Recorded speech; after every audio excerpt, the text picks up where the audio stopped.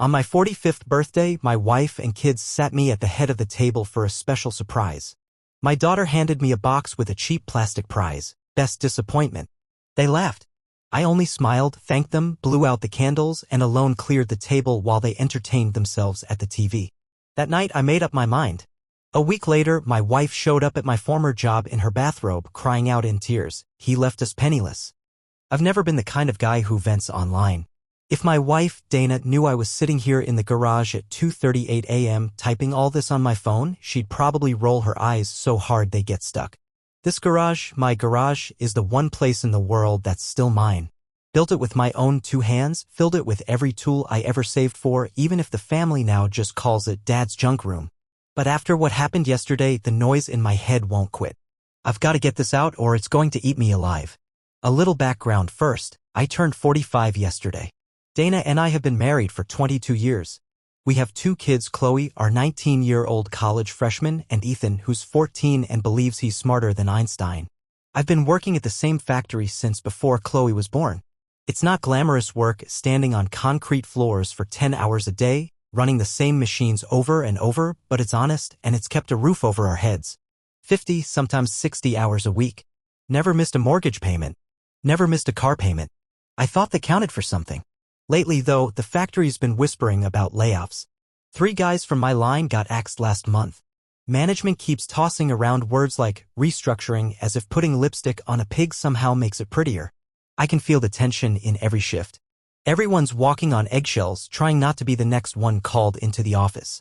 Dana's been on me about downsizing, selling the truck, maybe moving into something smaller. But at the same time, she's been talking about remodeling the kitchen, new cabinets, new countertops, new appliances. Downsize but spend $20,000 on granite and stainless steel? Make that make sense. Anyway, back to yesterday, my birthday. Birthdays in our house haven't been a big deal for a long time. Maybe a grocery store cake, a quick dinner if Dana remembered. Chloe might shoot me a text if she wasn't too busy. Ethan would usually grunt something that passed for happy birthday while glued to his Xbox. I stopped expecting much a while ago. But yesterday afternoon around 3 p.m. Dana texted me at work. Be home by 6. Special birthday dinner. I'll admit it, something in me flickered. That stupid little spark of hope you don't even realize still exists until someone blows on it. Maybe, just maybe, they remembered. Maybe I wasn't invisible after all. I clocked out at 5 o'clock sharp, drove home, showered off the factory grime, and even put on my nicest button-up, the dark blue one Dana got me a few Christmases ago when she still cared about giving thoughtful gifts. I came downstairs at 5:58 p.m., punctual to a fault, and saw the dining room actually set up, real plates, not paper ones, and candles flickering in the holders we usually only dusted off when Dana's sister came over. There was a cake sitting in the center of the table, homemade, by the looks of it. And for just a moment, a breath, really, I felt seen. Dana waved me to the head of the table with this exaggerated flourish, like she was announcing royalty. Chloe had her phone out, already filming. That should have been the first red flag, but I told myself not to be cynical. Maybe she just wanted to capture the moment. Ethan had that mischievous smirk he wears when he's up to no good. They sang happy birthday off-key, half-laughing, and handed me a box about the size of a coffee mug. It was wrapped in shiny blue paper with a ribbon. Real ribbon. They'd made an effort. I peeled the wrapping slowly. Dana always teased me for tearing into gifts like a wild animal. Inside was a small, gold-colored plastic trophy. I turned it around and read the plaque. World's #1 disappointment. For a second, I didn't even register it. My brain tried to spin it to rationalize it. Maybe it's a joke. Maybe there's another, real gift coming after. But then they erupted into laughter. Chloe zoomed in on my face with her phone, giggling. Come on, Dad. Acceptance speech, she teased. Dana wiped tears of laughter from her eyes and said, we saw it and just knew it had your name on it. Ethan high-fived his sister like they just pulled off the best prank in history. 22 years of overtime. 22 years of driving beat-up cars so they could have new phones, new clothes, new everything. 22 years of swallowing pride, eating stress, carrying this family on my back, and this was my reward. A plastic trophy mocking every sacrifice I ever made. I smiled. My face did that thing it learned to do years ago, stretched into a grin that didn't reach my eyes. I even held the damn trophy up like I was at some awards show. Then I blew out the candles. There were 4, not 45, because, Dana said, who has time for all that? I made a wish. I'm not proud of what I wished for. We ate the store-bought cake chocolate with vanilla frosting. They chattered about some TV show they were obsessed with while I nodded at the right moments. The trophy sat next to my plate, catching the candlelight every time I moved, the word disappointment flashing like a neon sign in my mind. After dinner, they all drifted to the living room. I cleared the table. I did the dishes. I wrapped up the leftover cake. All the while, I heard their laughter spilling over from the next room. Heard Chloe say his face when he read it, followed by another round of snickering. When everything was clean, I placed the trophy on the mantel where everyone could see it. That seemed to be what they wanted. Then I went out to the garage, my sanctuary, and sat in my '89 Silverado, the one Dana's been nagging me to sell for years because it's old and embarrassing. I sat there, staring at the neatly arranged pegboard wall of my tools, breathing in the scent of sawdust and old oil, the only place that still felt like mine. At 11:43 p.m., my phone buzzed. A notification from Instagram. Chloe had tagged me in a post.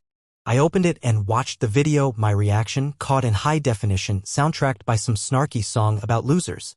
The caption read, "Dad's big moment, #dadfail, #disappointment trophy, #birthday fail." 800 likes in under an hour. I turned the phone off. Then I turned it back on and logged into our bank account. Our joint checking account had $438.71.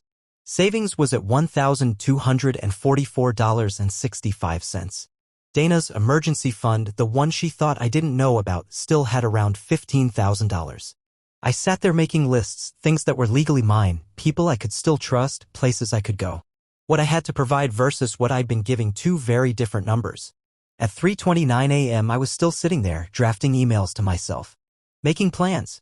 Because a man can only be a disappointment if he keeps chasing the approval of people who've already decided he'll never be enough. I realized something sitting in that truck. I've been trying to fill a bucket with a hole in the bottom for 2 decades. And tomorrow? Tomorrow, for the first time in 3 years, I'm calling in sick.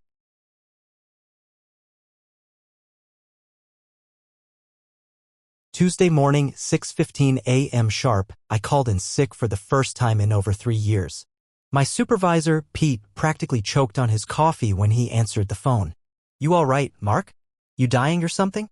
I almost laughed at how close he was to the truth. "Just need a day," I said. "Maybe 2. He grunted something that sounded like reluctant approval, and I hung up. I sat there on the edge of my bed for a while after that. Listened to Dana moving around downstairs, probably getting ready to meet her sister for their weekly shopping trip. Chloe would be at college all day. Ethan would be catching the bus to school. By 8:30, the house would be empty. Perfect. At 8:37 a.m., I heard the front door slam. Dana was gone. 5 minutes later, the sound of the school bus pulling away. I stood up, grabbed my notebook, and started Operation Get My Life Back. First stop, the home office. Dana kept all the paperwork in a filing cabinet, locked with a cheap little key that she hid under the desk calendar, not exactly Fort Knox. I pulled open drawer after drawer, flipping through manila folders labeled with her special system, important stuff, taxes, maybe, miscellaneous. It took almost 45 minutes, but I found it. 3 credit card statements I'd never seen before, tucked neatly under a file labeled private. $34,636.12 in combined debt.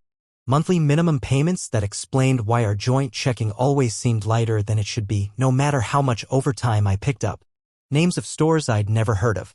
Purchases for handbags, spa treatments, some boutique gym membership Dana had apparently been paying for without ever mentioning it. Worse yet, I found a separate cell phone bill for a number I didn't recognize. I took pictures of everything. Didn't touch a single document, just documented it. It wasn't about being petty. It was about being smart. After that, I locked the office back up like nothing had happened. Next, I drove across town, not to the bank Dana and I usually used, but a different branch entirely. I sat down with a personal banker named Stephanie, a woman in her early 30s with kind eyes and a no-nonsense attitude. I explained that I needed a new checking account in my name only with a debit card and I needed it today. She didn't ask too many questions, but when I joked, "Sometimes you just know when the engine's about to blow," she gave me a look of understanding I didn't expect. By noon, I had my own account. I signed a new direct deposit form for my upcoming paycheck and walked out of there feeling like a man who had just built the first raft off a sinking ship. After lunch, I swung by the grocery store and bought a prepaid burner phone. Paid cash. Activated it in the parking lot. Set up a new Gmail account linked to it.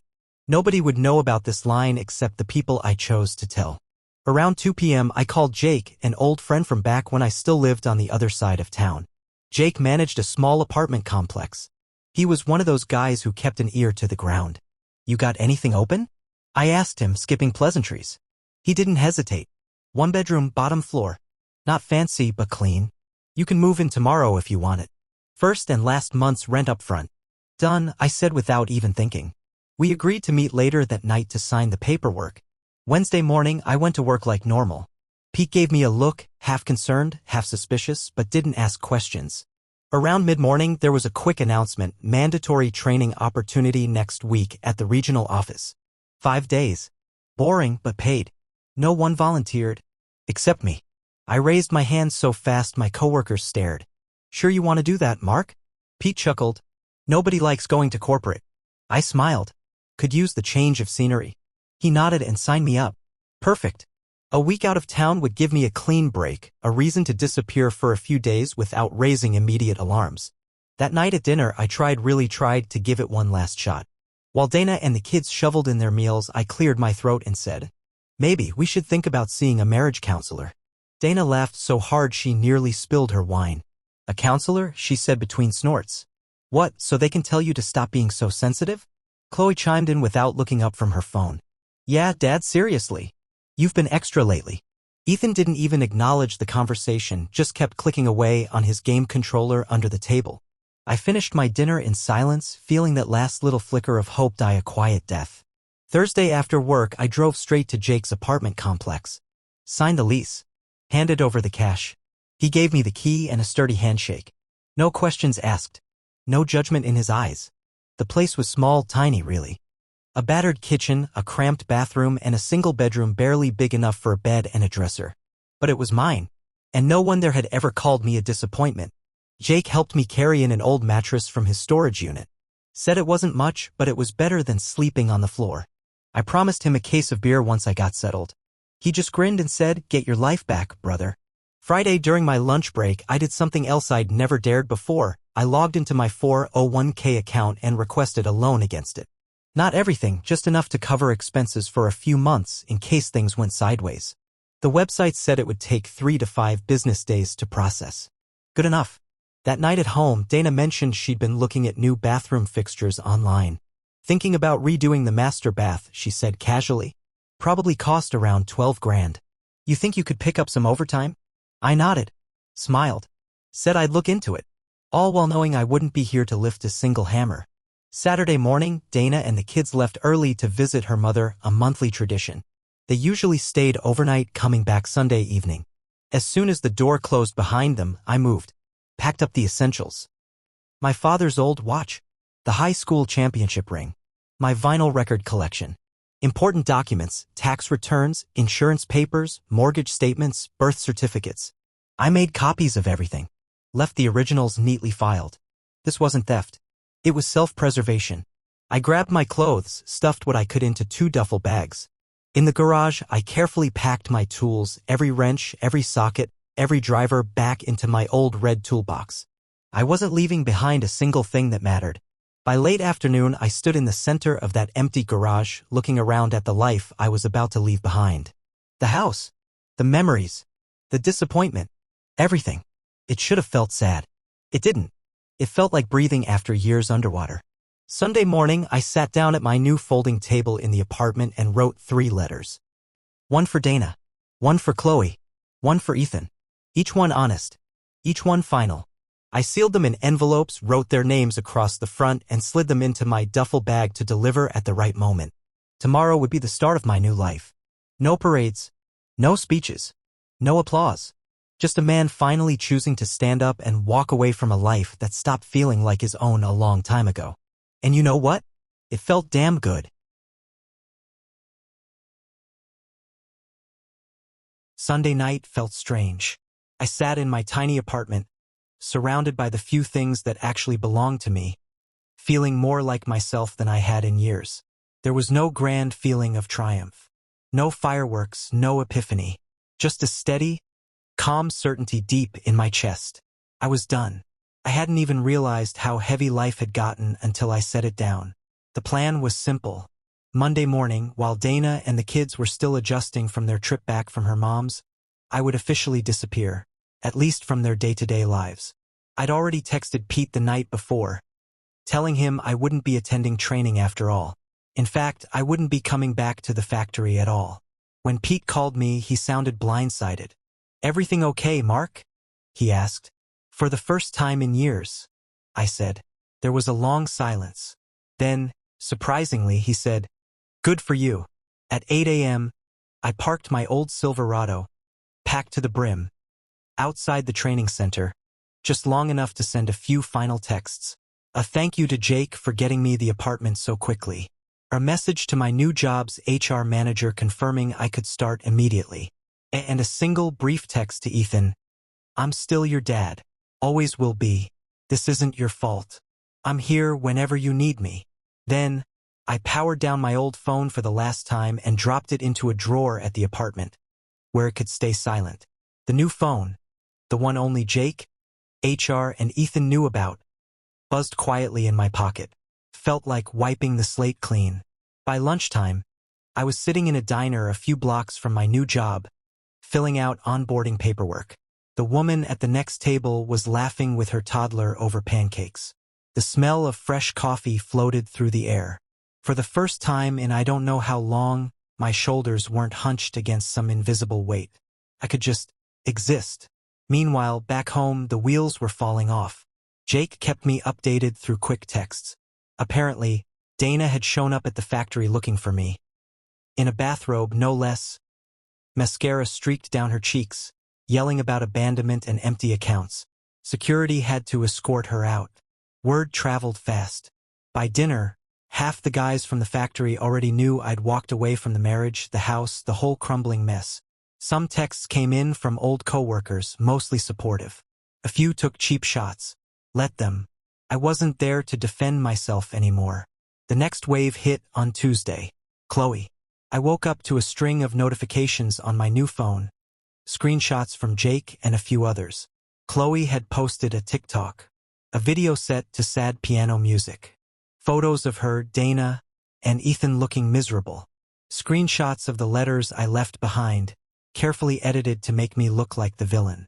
Captions about how her toxic father abandoned his family over a birthday joke. The hashtags stung. Hashtag deadbeat dad. Hashtag toxic masculinity. Hashtag men are trash. 6,000 likes in a matter of hours. I sat on the edge of my bed, phone heavy in my hand, staring at the screen. I should have been furious, should have felt humiliated, but all I felt was tired. It's funny, when you spend decades swallowing your feelings, there comes a point where there's just nothing left to swallow. I turned off the phone, went to work, let her have her moment. The truth had a funny way of surviving longer than viral outrage. By the end of week 1, the house I'd once broken my back to maintain was unraveling. Dana texted late Tuesday night. The mortgage payment bounced. How am I supposed to handle this alone? I didn't reply. She'd figure it out. I had supported them for 2 decades without a word of thanks. Now, she could learn what real responsibility felt like. Around day 15, the first real crack in my armor appeared. A text from Ethan. "Hey Dad, the Wi-Fi's down. Mom says we can't afford to fix it. My grades are gonna tank if I can't do my homework." I sat in my truck after work, reading that one short message over and over. Not angry, not bitter, just sad. I logged into the internet provider's website and paid the overdue bill directly. Then I replied to Ethan. "You're covered. Always will be. Homework first. Okay?" He sent back a simple thumbs up emoji. Then, a few minutes later, "Mom's been crying a lot." I sat there, engine idling, listening to the hum of the world moving around me.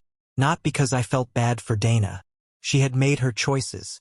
But because Ethan, a 14-year-old kid, was stuck holding the emotional baggage she refused to carry herself.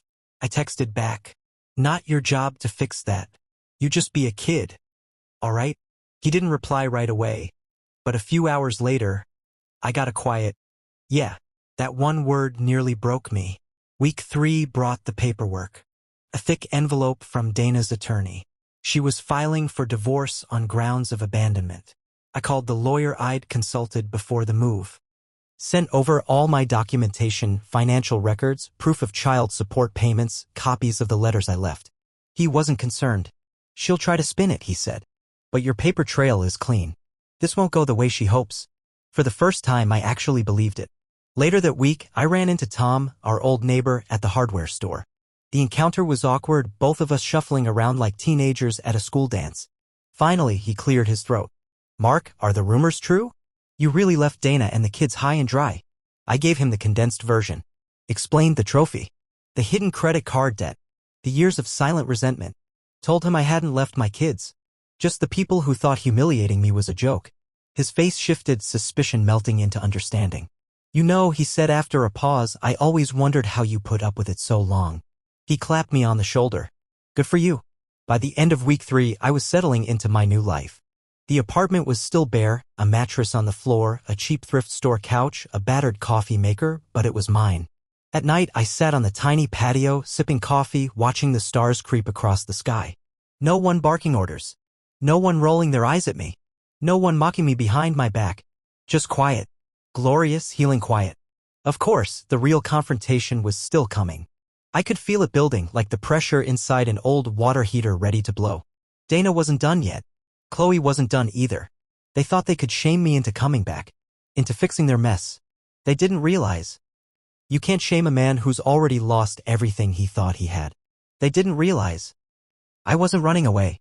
I was finally running towards something. Myself.